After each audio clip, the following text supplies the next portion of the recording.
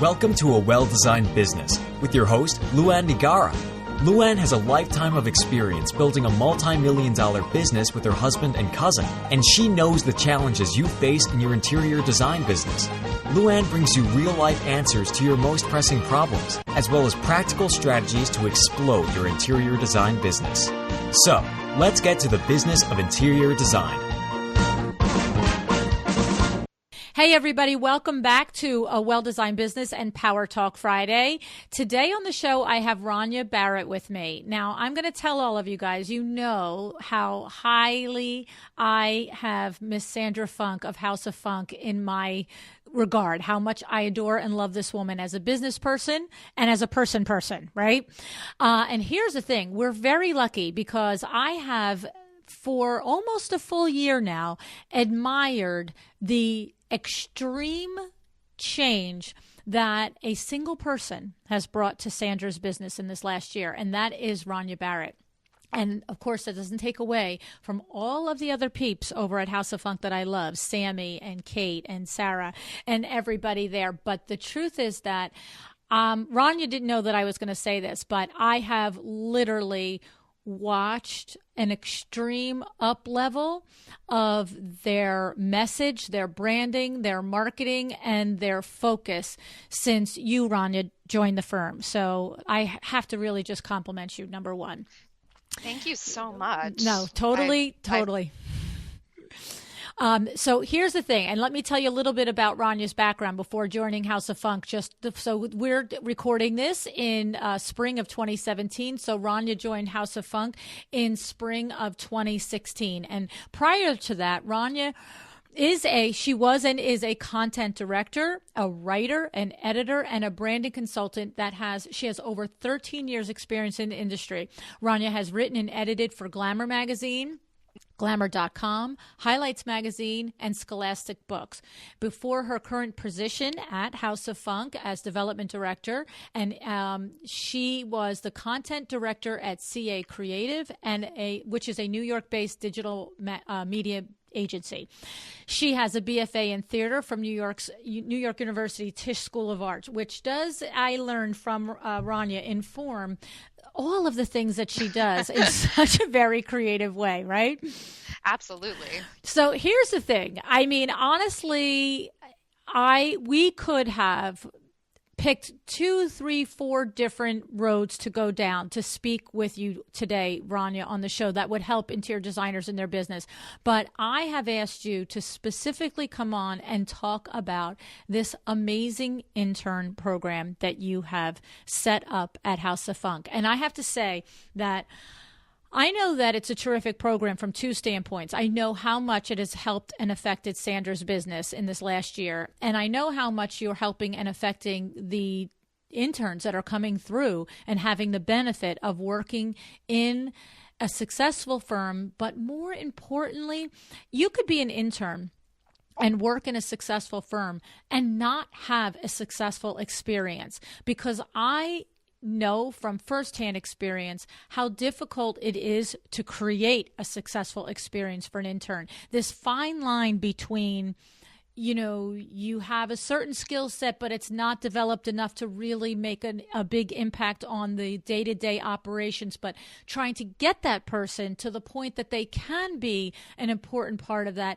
And Ranya, if I had a nickel for every single time in the last year that Sandra has sung your praises, I really honestly, the heck with selling window treatments. That's all I can say. So I just, it's funny because Sammy and I were talking, and of course, you guys know how pressed I am because, you're calling me 3 days in a row for window treatment quotes that you need from me.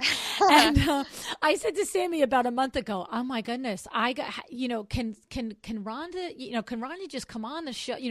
That's the point is, I said, I just got to sit down with Ranya. I said, I got to ask Sandra if I can sit down with Ranya and take her to lunch or something and ask her how she does this intern thing. And Sammy goes, why don't you just have her on the show? I'm like, hello. Absolutely. It's time. We need to get you an intern. It's the truth. It's so true. So, but my thing is, as I said, I have hesitated just reaching out and put somebody in place because I absolutely know, I always knew that you need to be prepared to have the intern so that it's productive for both parties. But after watching what you've been doing, now I know there's a way to do it, and I don't know what it is. So I figured if I don't know how to do it and I need it, there's probably more people out there. So Ranya, that was a heck of a long introduction to get to you, but I just really, truly admire what you've created, and I'm so looking forward to you helping us duplicate what you've done over there. So start us off the bat. What are some of the first things that what do we want to cover first? Absolutely. So I think, the first and foremost, we should just clarify that, our internship program is an unpaid internship program that's for school credit. So it's really important to note that because we cannot hire interns if they're not getting school credit. So right off the bat, when we post something, we have to put that language out there. We have to make it really clear. And when students apply, a lot of times they say, oh, I'm going to be here for the summer, staying at my dad's house. Could I do the internship? And I always have to say, it has to be for school credit. And unfortunately, that can sometimes, affect a person's ability to do it. But it's also very helpful because the students who are in need of those credits and looking for those internships, it's a very, very easy way to distinguish, yep, we can move forward with the interview process with this candidate, or what, this person was great. They can't get school credit. So unfortunately, until you are able to get school credit, we have to just, stop the process. Okay. So I think that is really key to note. If you are doing an unpaid internship, it does need to be for school credit. And I think one of the tips I can start off with, if it works for you, Lou, is to just say how to go about even looking for these interns. Does that seem like please. a good? Yep. So put the yellow brick road out in front of us, Ranya, please. Yep. Okay. So here we go. The first brick of the road. I would say that you can absolutely post on sites like Ed 2010, which is a wonderful place to get really qualified interns. However, there is a posting fee. So if you do not want to pay to look for this, or, if that's something you want to keep in your back pocket, almost all academic programs, universities, colleges have free internship postings. Each one differs in how they do it. A lot of them have a specific recruiter with whom you send, each school has their own application form, and you just find it online, fill it out, and submit it to the person listed as the contact. Some schools you can post it directly on the board, but my experience has been we have gone to the college website where we want to be looking for these interns and, dug around a little bit on the site until you find the internship, coordinator and the right contact. And then you reach out and they will typically send you the form that you have to fill out, and you fill it out and you submit it. And you have to do this every semester. So another tip that I would suggest, Lou, is save a basic template with a paragraph of the internship description listing, where your office is, how many hours this internship requires, any other logistics information. In ours, we state that they must be able to provide their own housing, any kind of language that you think is going to stay from semester to semester. Keep in the template, and then every semester when you're filling out this form, all you have to do is just make a duplicate of that template, change the dates, change it from spring internship to summer, and then from summer to fall. And that, because at first, when I first started doing it, I was just making fresh ones all the time. And then all of a sudden I thought, I need to just save the template, on our drive under an internship folder. And now it's just so much faster. Okay. And a lot of these coordinators too, LuAnn, have a relationship with you. And once they've heard that their students have had good experiences, they want to continue to place them. So they will also start reaching out to you and saying, hey, LuAnn, I noticed you posted a summer internship. Are you interested in fall? And that's a good reminder in case you're getting busy. And then you can say, absolutely. And you send over your form. Another creative way to look for interns that maybe businesses don't know about is utilize social media. We recently had our graphic design intern mock up just a really simple and fun template that has our portfolio images, and it says we're hiring in big letters, and we've been posting it on Instagram, we've been posting it on Facebook. It just catches your viewer's eye, and then in the actual copy is where you specify this is for school credit, it's an unpaid internship, but we'd love to have you. And I think that those kinds of posts also get a lot of traction because, young students these days are absolutely on various social media platforms, and there's no cost to post there. Right. Another suggestion is many neighborhoods have Facebook groups, as you know. And so Yes. if you have a neighborhood group, if you have a business group, basically any group where you think you could utilize that audience, go ahead and again copy your copy over and just post it. I last summer got some wonderful referrals from moms who said, "Oh, my daughter's coming home for the summer and she's taking a class and she'd be great." And it was the mom who saw the post in the Right. in the Montclair Mommies board. And I've also had interns themselves reach out directly. So I would say definitely post on school forum / with the coordinators, but then also utilize social media and be a little creative and fun. You have such a wonderful personality. I think you could even do like a fun short video for Facebook Live or, Instagram stories, just something funny where you're kind of catching people's attention and, Yeah. ignite. Okay. Very good. They're great ideas. So now, how does it work, Ranya, with the exchange for credits? So is there criteria that you have to meet as the employer, as the place of business, so that the student can earn the credit? And is it the same from college to college? And how do you get know what that is and make sure you meet that criteria? That's a great question. So it definitely is not the same from college to college, and typically the students themselves are actually usually really familiar with what their college requires, and if they're not, most of them will say, "Let me touch base with my coordinator and come back to you." Our current graphic design interns during their credit have to produce a visual book of what they've worked on during the internship, and at the end of the internship they submit this book, which is somewhat like a journal, to their professor, and that's sort of like their final.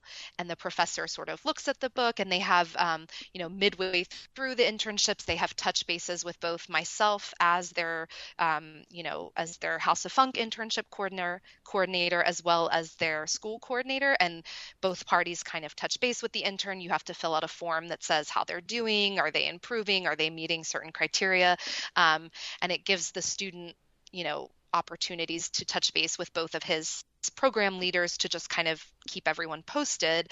But in terms of the end of the internship, different schools require different things. Like I said, this graphic position, they have to physically turn in a book. We have a video intern right now. I do not believe that she has to turn in any assignments. There just have to be forms that are filled out saying, this student completed her internship.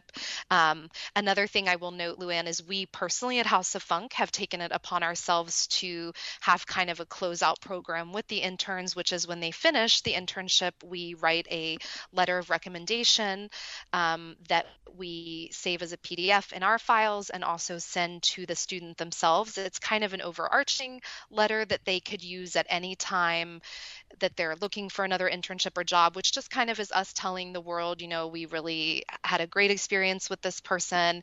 Here's some skills that we think are valuable. And we send that to them for their files. And we always let them know that we're here as a reference. And I've had many interns since reach out and say, "Hey, I'm up for another position. Can I list you as a reference?" Okay. So that's something that's really helpful for the students to know as well. Okay, so if it's vague, like in this case of the video internship, if it's vague and there aren't specific guidelines, I mean, I look, Ranya, I can hear how well organized you are, and then I'm sure your guidelines for what this intern has to do are even probably for every intern you have higher than what their schools are. But how do you? I guess that's going to get more to how you structure their day, and let's leave that off for a second. Okay, all right. How about So we shouldn't get overly bogged down in the requirements as far as what the college requires, because the kid coming to us is going to have that. They're either going to have that or they're going to get that. Yeah, so that's and easy. It's actually, yep. And if my detailing of it made it seem more than it is, it's really not. And okay. I was just trying to. No, this is just me summarizing. You know how I do that. I have to re-say everything everybody says. Kind of cements it in my brain. Yeah. they're very aware of what they need, Yes. and they will come to you and say, I have to turn in a book as my final at the end of the project, or in the case of the video intern, I do not have a final assignment. There is definitely always a little bit of paperwork, really simple, and that is just how the two parties will communicate that the internship is in effect. And what are some of the things that a design intern, an interior design intern, would have to turn into her school or his school at the end of a semester? You know what? We have not had an interior design intern yet, but I would imagine they might, if they shadowed on some CAD drawings, or if they put together any presentations, maybe taking photos of those presentations along the way and putting it together in some type of like PowerPoint presentation to show their professor, today I shadowed Sam and Kate, and we made a mood board, and I worked on an elevation. I would imagine those would be the types of examples that they would have to do. Okay, so then you guys have been utilizing a graphic design intern. You just started with a video intern. What other types have you used, Ranya? Yep, we've had a graphic design intern, video intern, and we've had editorial interns. So these are what students that are in like an English or a communication program? Yep, communications, writing, English, sometimes kind of social media background. Okay. So now, we're going to go to the schools for them. What are their schools? Okay, never mind, because it's not regional. Okay, so once you have, talk to us a little bit about what types of tasks that you've had the graphic design intern use and the editorial person do. In other words, because I think most people are thinking, geez, I'm getting a design intern. But the truth is your firm is bigger. You've got a staff of designers, and I can see why that wouldn't be necessary.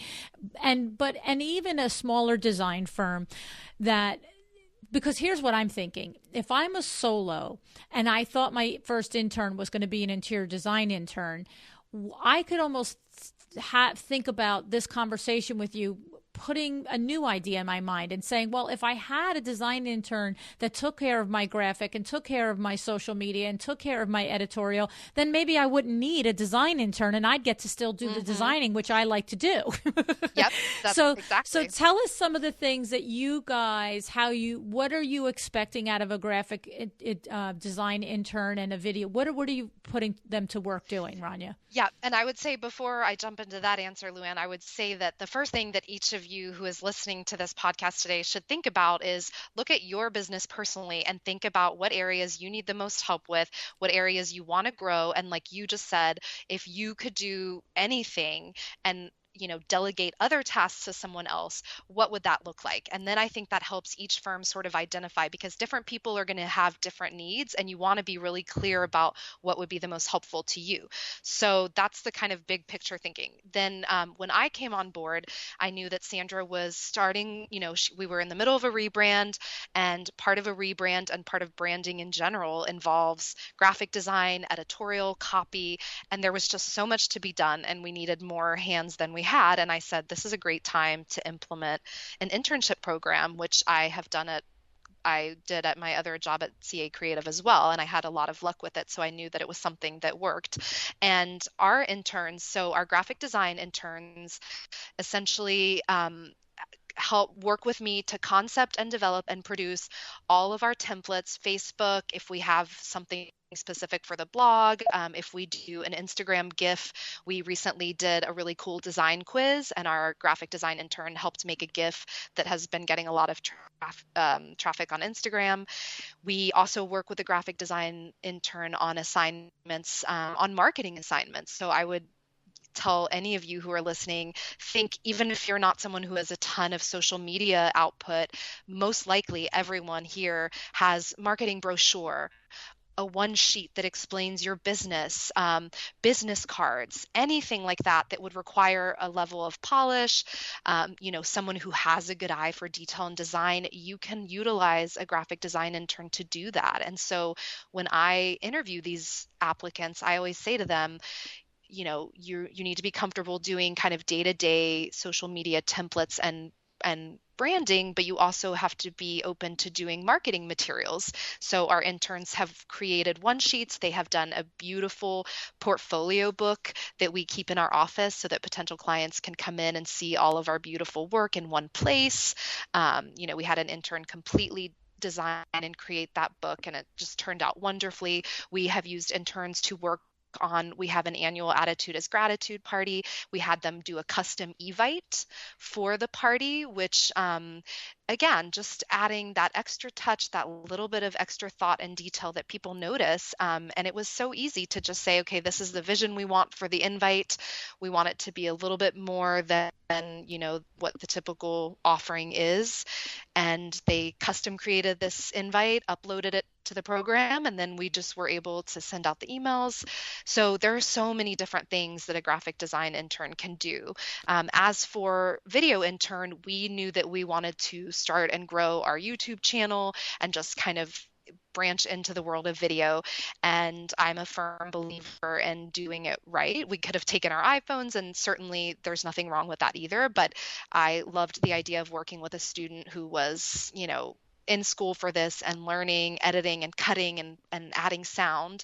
So we've been working with a video intern this semester to do some clips of behind the scenes in some of our homes we've worked on, as well as Sandra talking about our different services, and just what the firm is.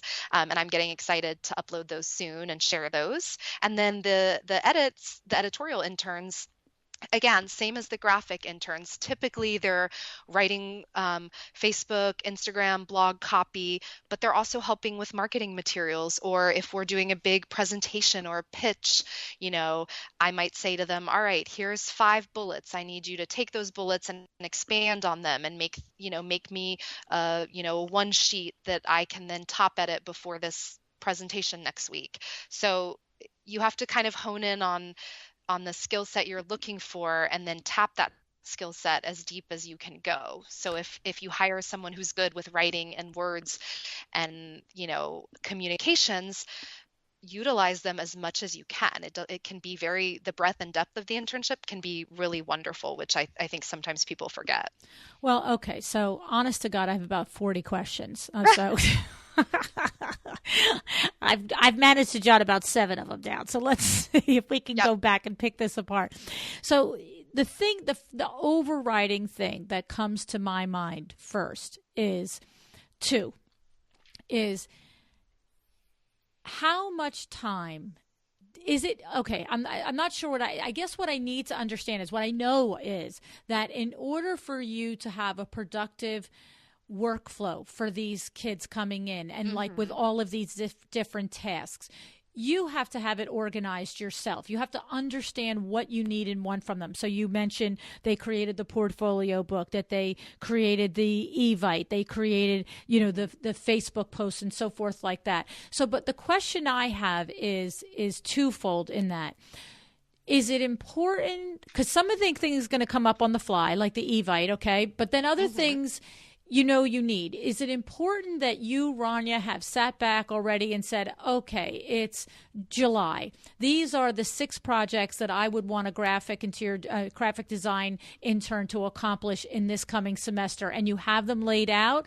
Or is it sort of as they come along, you put them to work on it? That's my first question. And then the second part of that same question is, what happens when you task someone with doing something like this, and you either get the deer in the headlights look, or they come back to you and it's not the level of aesthetic or style that merits House of Funk name on it? And how often does that happen, where you're looking around wondering what you're going to task them with, and then once you figure out what you're tasking them with, the quality isn't quite there, or what's happening with that?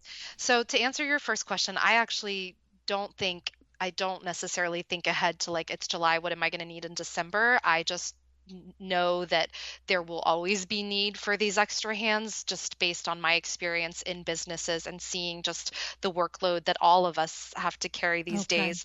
And I think you would be surprised that it would come more naturally than it sounds like, because once you have someone and you're really thinking like, okay, great, I have this extra help now, the ideas do start to come. Again, as long as you've thought about, sure, if you really weren't thinking and just hired an intern and then you were both staring at each other, maybe. But I think most of us will say, I really could use some help with someone getting my social media out, or I need a design intern to help me, send back fabric samples and return appointment calls and stuff like that. And so then the to-dos kind of start shaping themselves. As far as the second part of the question, that happens all the time. And I think what I have found to work best for me personally is that I'm just very heavily involved in their assignments from the moment I give it to them, so that we avoid that kind of moment of like, oh crap, this is not at all what I was talking about. So you will often, the team here kind of laughs because they will hear me all the time talking to the graphic designer saying, okay, show me what you've got so far.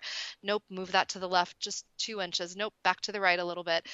Not everybody has that time or want, but I found that especially at the beginning, when you're kind of establishing these internship roles and you yourself are figuring out what you need and want done, that it really helps the students out a lot. Now, I will also say, LuAnn, that different personalities, some people just are go-getters and kind of get it more quickly. And I think in your gut, I know this about you, you're a very instinctual person.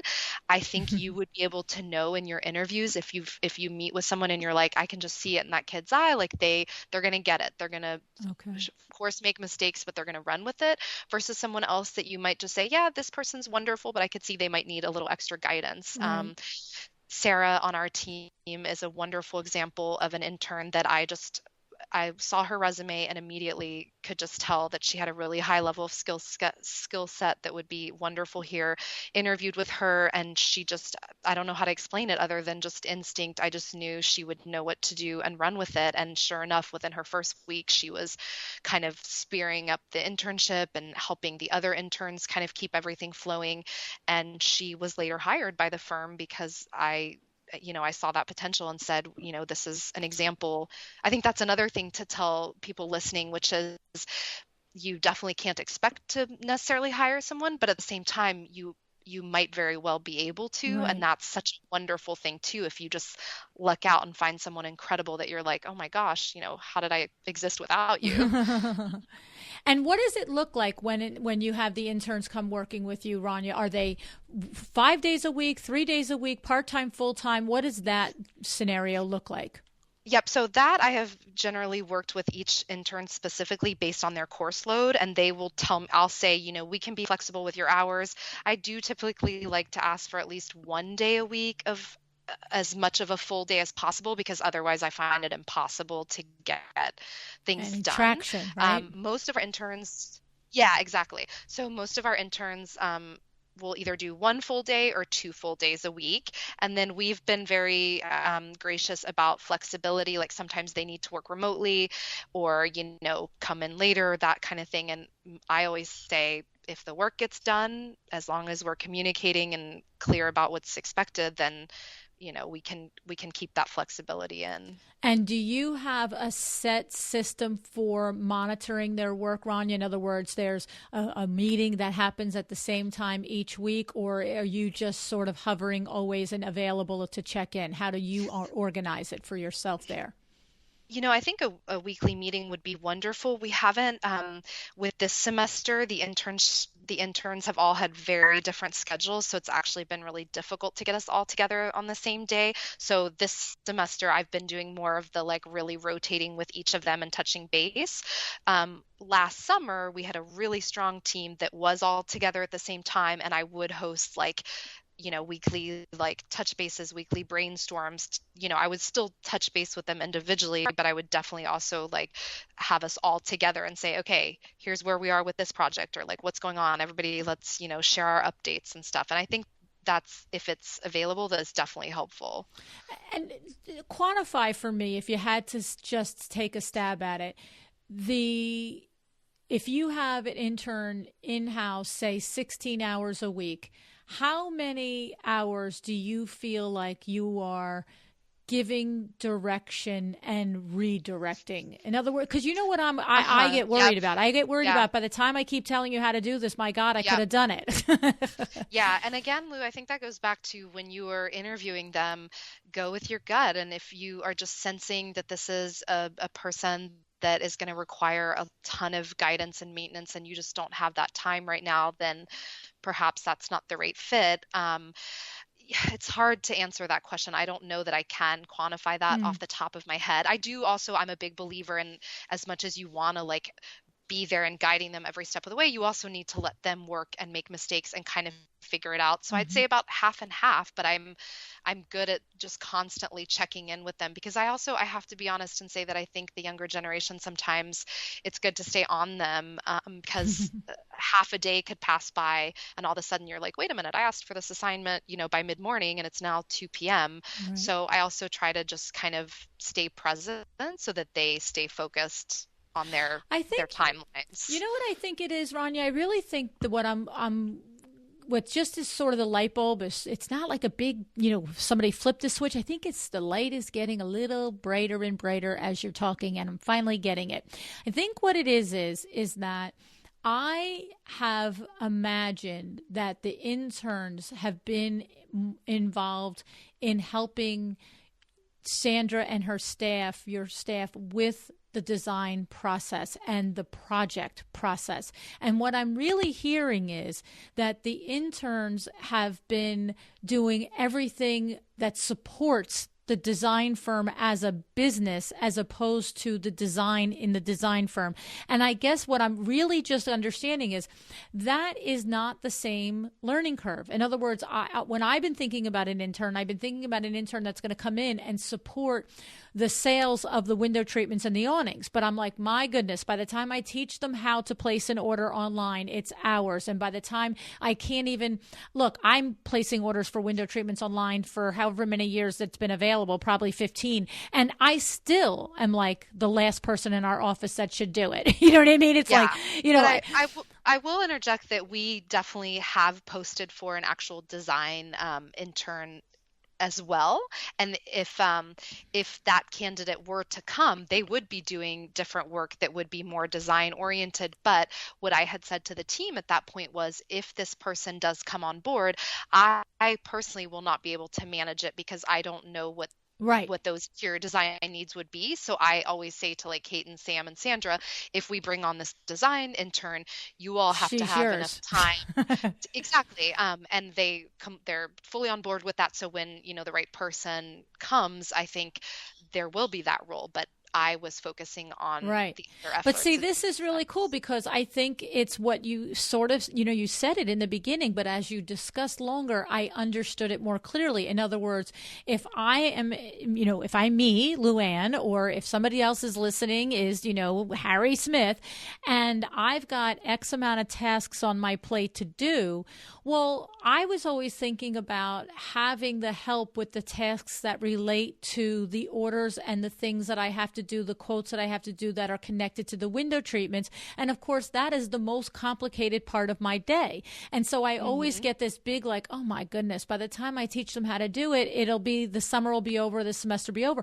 But I didn't realize, and this is what a little aha moment is, there are 10 other things like you are taking care of: the social media posts, the copy for the blog, the starting of the video and the Facebook Live, and all of these other things. And even like, I can't tell you how many times we've said we're going to just create a Shutterfly book of the window treatments that we've done. And who's got even, and the thing is, it's maybe, what it is you think it's going to be an hour. That's the problem. You think it's going to be an hour. And then you're like, just go to your Dropbox and get it. Then it's like, well, that picture needs to be edited a little, and the next thing you know, it's 6 hours later and you wake up and you're like, oh my goodness, I've been doing this for 6 hours and nothing is uploaded into Shutterfly. Exactly. everything takes so much more time than people realize. Exactly. And even, I think we should say, even if there's a listener right now who's thinking, I don't have a big social presence, or I'm just getting started, do not feel discouraged that you can't have an intern, because I guarantee you will think of things, whether it's that you have a website and you just want to update the copy so that's a little bit more friendly, or you want to put a new image up, or you want to print a brochure to drop off at, local businesses. That's what these interns can do. They're there to help you to do the things that you just don't have time to do. And another thing for you personally, LuAnn, is I think that if you were to interview the right design assistant or design intern, you would hopefully be able to teach them, and they would be able to help you. There is, of course, a learning curve, but I think that smart people are smart people. And, it doesn't mean that you should shy away from exploring that. You just have to know at the onset, yes, you're going to have to devote some time to training them. But hopefully, if through your gut and instinct, you've interviewed the right person, then they should be able to pick it up and, make your life easier, even if they're assisting Kim, if they're, calling people back who were inquiring. Again, it's all about just finding people that can live up to the task. I just like to think that the other part of it is so genius, though, because the simple fact is a graphic design intern or an editorial intern, that's not a learning curve that is specific to my business. That's what I love about it. I don't have to teach you anything specific about how I run our filing system. I don't have to teach you how we run our projects management system. I don't have to teach you any of that. You come in the door with the knowledge of graphic design. I just love it. Yeah, no, exactly. And the thing is, that's not my wheelhouse. It's sort of like I said in the beginning of the conversation. If an interior designer truly loves to design and loves to go select memos, then offload something like marketing or, like you said, brochure development and things that and leave the designing for you at that, if that's the beginning stage of your business and where you're at, Yeah. And I think another thing that's important, LuAnn, is to remember that interns also, it's a hush hush of like, how the admin side of things, but they're there to help you and they're there to learn. And we can all say that we have all had internships where we've stood at a copier and made 50 black and white copies for a meeting, and you're thinking, what the heck am I learning from this? But if you're a smart intern, you're reading what's coming out of the copier and you're Exactly. seeing, this is a book proposal. Let me read how they structure it. Or, this is a P&L for a memo for a book that's being pitched. If you're a smart person, you're going to look at everything that you're doing and think, okay, well, what am I going to learn from that? And I think that there's always admin work in any business, whether it's, I need you to go to the post office to pick up stamps, mail these, client packages, then on the way back, walk across the street to the vendor that sells my hardware and pick it up. I think as long as you outline at the beginning of the interview process with your intern, hey, I just want to let you know that there will be some admin work involved. We're very conscious of what that is. And that admin work is structured so that you can also see the full 360 picture of the firm. A lot of students are like, no problem. I'm happy to help. I want to roll up my sleeves and just do anything I can to learn and be a part of a business. A lot of these kids have never had any internship or real job experience, and they're just happy to be in an office and see the ebb and flow of things. So yeah. I think it's important to remember that they can help you in that way too. I think it's great. I think it's really terrific. So the thing is, it obviously behooves us if we reach out in our individual areas for colleges and universities that have a organized setup system for internships for credit and so forth, because then you're not going in and, reinventing the wheel with this particular college. And I have to say two things, and I'm sure you're going to know about these two things. The first thing is I did talk about internships and working with interns with Kay Whitaker a few months ago on the show. And she mentioned two things. She said, number one was that because she's a business coach, Ranya, I'm not sure if you heard her episode, but she's a business coach that helps interior designers run their businesses more profitably. And she does a lot like you reminded me of her in the way you came in and whipped up Sandra's office there and just was like, okay, this is how we do things now. It was like, whoa. Sandra was like, yay, nobody's crying in the corner anymore because they don't know what to do. Ranya's got everybody running around. And so it was fun. It was cool. She's like, my previous administrator used to sit in the corner and cry sometimes.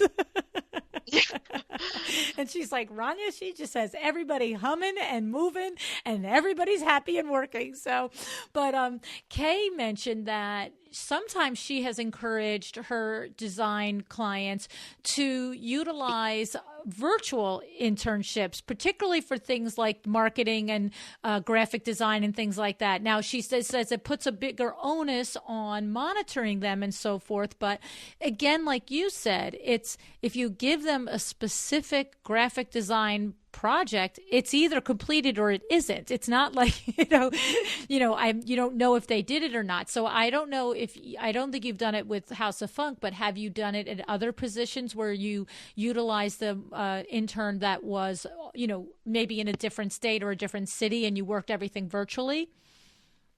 That's a really good question. I haven't, but I also actually, you know what? I take it back, LuAnn. We had a summer intern last summer who spent the entire internship in Arizona, and he was a really talented graphic designer. Oh. And this was right when I was spearheading the internship, and I said, if you're comfortable doing it virtually, I am. And he was, and we definitely talked on the phone a lot because I would send emails with the assignments, but then I'd need to call and be like, okay, so what I meant was take this image and move it, da da da da da. Right. So there certainly was like phone calls involved, but I've still to this day never met him, and we worked together that whole summer. So the reason I ask that is because there's a lot of listeners that are not sitting near we're right here at New York City, 10 miles from the city, and we've got 24 places that we have amazing colleges and universities in both New Jersey and New York right here. But there's places that aren't in a college area or college town. And so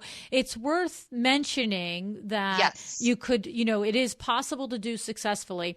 And then the other thing is you mentioned something off air, and I remembered that Kay brought it up too, and we should just go through it again because I think we did it in her program. But you said that there are actually 6 points of law regarding internships. And so would you refresh us as to what those are, Ranya? Yep, absolutely. And it might differ from state to state. Right, so if you're a listener right. who's in another state, make sure you look at your state laws. But for New Jersey specifically, it's really interesting. There's 6 points of unpaid internships, and a lot of firms don't realize that they may not be meeting them. So if you know at the beginning what they are, it's really helpful. The first one, I'm just going to read them from this piece of paper that I have.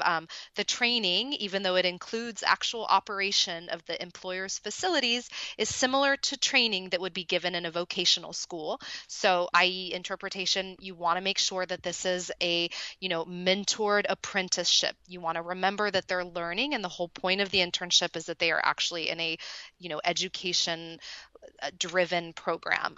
The training is for the benefit of the student. You have to know that you are their mentor and you are there to help them kind of learn the workforce and understand what it's like after school. The student does not displace regular employees, but works under the close observation of a regular employee. So you're not using an intern as free labor. They are there to kind of shadow and again, be an apprentice. Okay. The employer provides the training and derives no immediate advantage from the activities of the student. Occasionally, the operations may actually be impeded by the training. I thought this was interesting. So they're saying that you're not using this intern for free labor or to, offload everything. You are providing them training and in return getting assistance. And sometimes, as we talked about earlier in the podcast, it is a lot of work to kind of mentor these internships. So I think that's what they mean by that they may impede. So like sometimes it's more work, right, but right. That's part of the apprenticeship. The student is not entitled to a job at the conclusion of the training period. So that again is, we always outline that. We say there's certainly a possibility, but it's not a guarantee.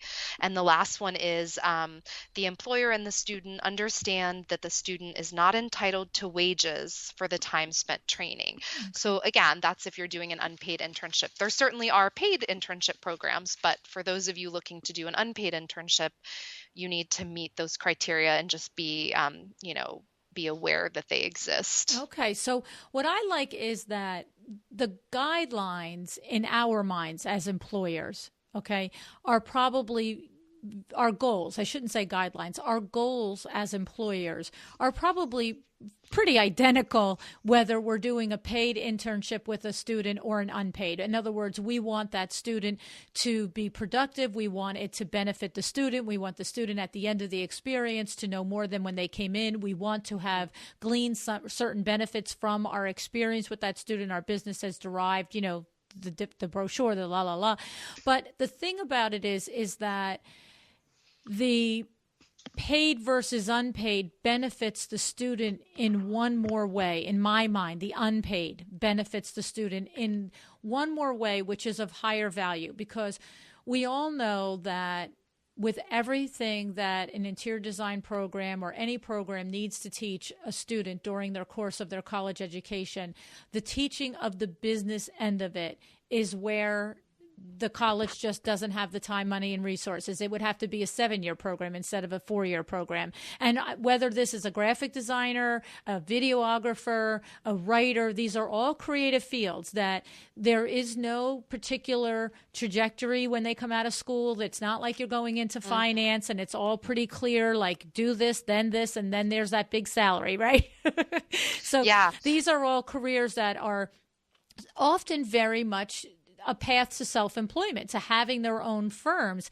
And that whole component is the whole reason for the podcast. It's not very well taught. And I have come to learn and understand that it's simply a matter of time, but that's lacking in the 4-year process. But that student, instead of getting $10 or $12 or $15 an hour, what they get in that 3 or 4 months internship is so much more valuable in setting them up for success, whether they work for someone else or they eventually own their own firm. And you agree, right? Yeah, I agree. And I will add 2 things to what you just said, LuAnn, which is not only do they gain the value, but one thing that I like to say to them is typically yourself and our listeners, I always tell them at the beginning of the internship, we have great contacts and connections. And, by working with us, you're going to gain exposure into those, business interactions and people. And I am, always happy to refer a wonderful intern to someone, in my network if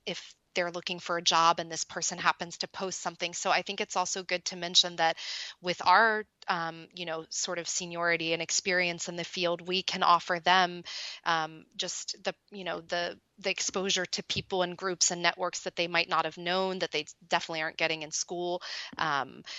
That's something of great value that they get. Yeah, that's terrific. And do you run, what do? You have a summer semester intern, a fall semester, and a spring semester intern, group that you do, Ranya, over there? Yep. Mm-hmm. Okay. Exactly.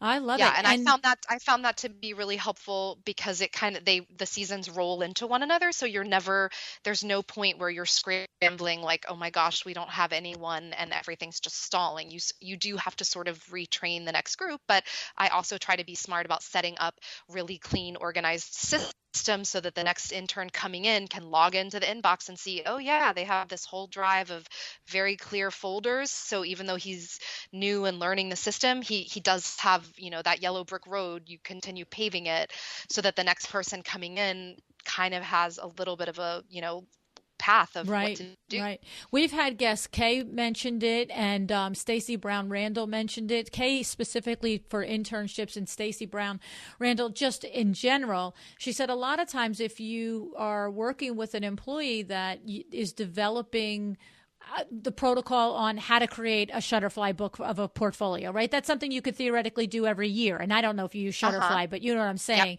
is that you have that employee or intern in the case of this document, this is the steps. Exactly. And then now the next intern that does it, it's been documented by that one, right? Absolutely. Have them create their own little training manuals. Yeah, exactly. And that in and of itself is saving you time. Like you said, if it's something you're going to do, year after year, definitely. Right.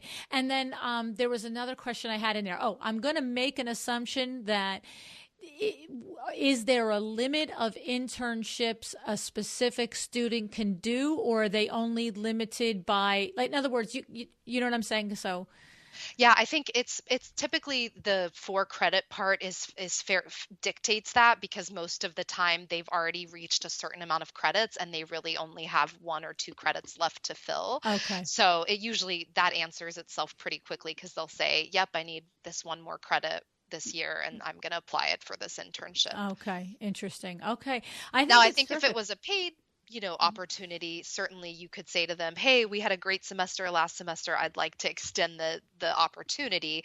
And there, that's a different ball Right. game. That is something that, like you said, if you had somebody that worked with you all fall and they were particularly, stellar, you might say to them, do you have 6 hours a week next semester to Yeah, come and work here or something yeah. like that? Okay. And Which that's I've definitely done at a past firm, and that was helpful. okay.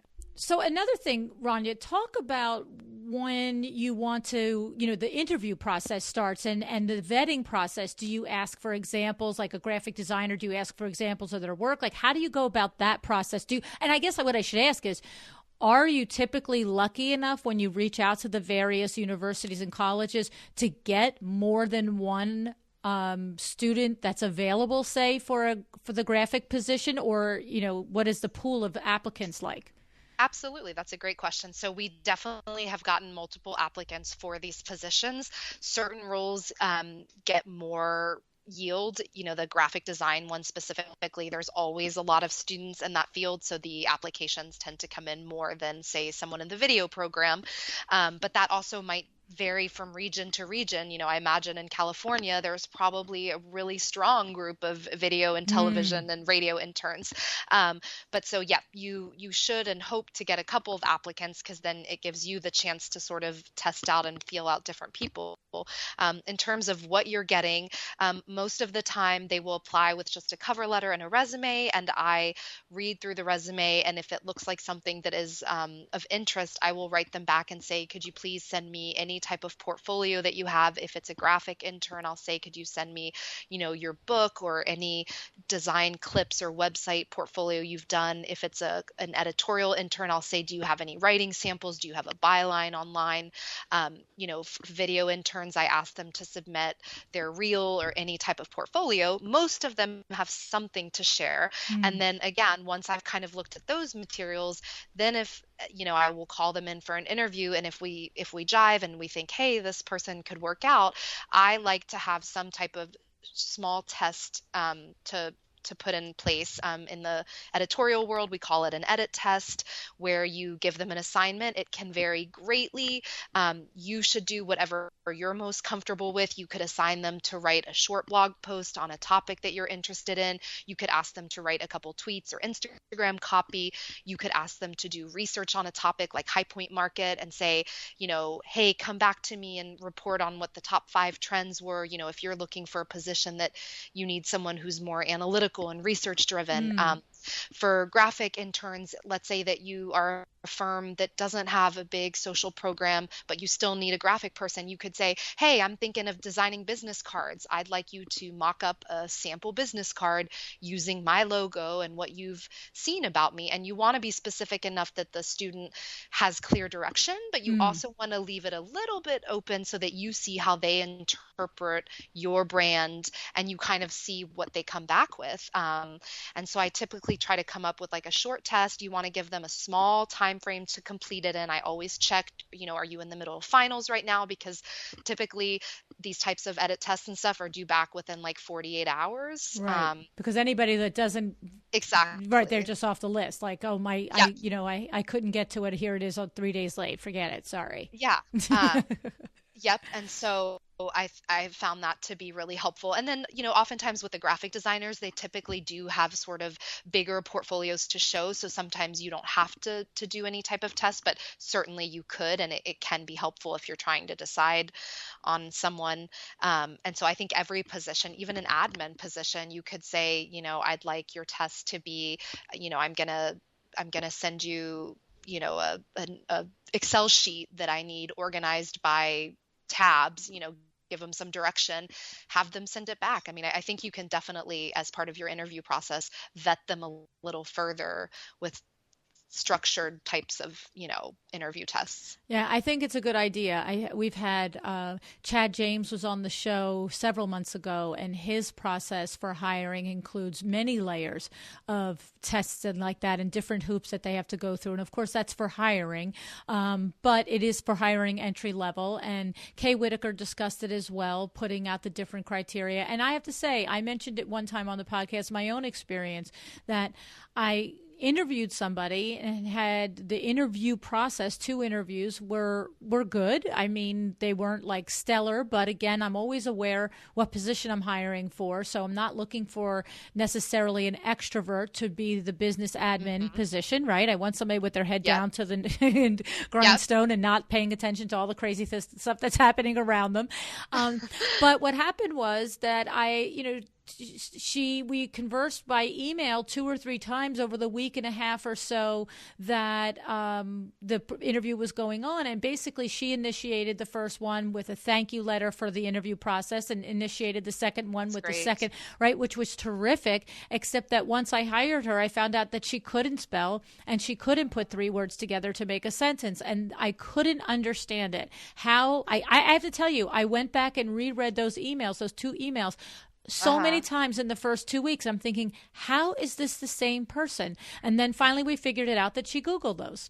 And she just tweaked them a little bit to make them sound appropriate to our conversation. Oh my gosh, that's wild. Oh, my goodness. And so the thing is, when you say, put something together, do a little report on High Point, or, do a little Excel spreadsheet. It's one thing for somebody to say they can do something, but it really is worthwhile, the tiniest little test to make sure that you can verify that what they say their skill set is their skill set. Yeah. And I would also highly recommend in-person interviews, or if you're doing the remote internship, at least Skyping, because again, what they look like on paper, what their skill set looks like in their resume can be vastly different. And sometimes even someone who's highly qualified, maybe they have a really, a certain vibe that just does not work gel with it has your to be company. culture, if someone's right. If someone's like laid back surfer dude and this is like a fast paced New York City firm, or vice versa, if you have like a really uptight type A personality and you're like, hey, this is a more casual, like easygoing firm, I think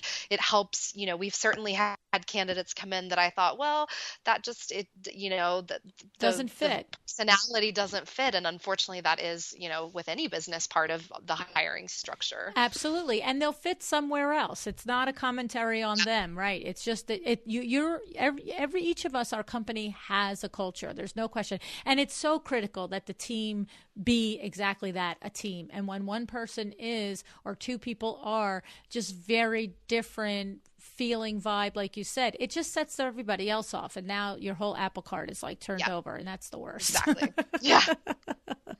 Okay. I love it. Have we missed anything? I guess for me, I have to say that I felt like having an intern can be more trouble than it's worth. That's what I've always thought. Okay. Especially because if I weren't busy, then it's just a joy to have. I love to teach younger people how to do things and watch them discover, oh, wow, that's how I love it. But when I'm busy and we are overwhelmed, it just is like, ay. And so I think what it is for me, as I said a few moments ago, the big aha was to figure out ways that are things that they can come through the door pretty much with a pretty solid skill set in hand that's outside of my business personal skill set, like the actual particular to Window Works or your design firm.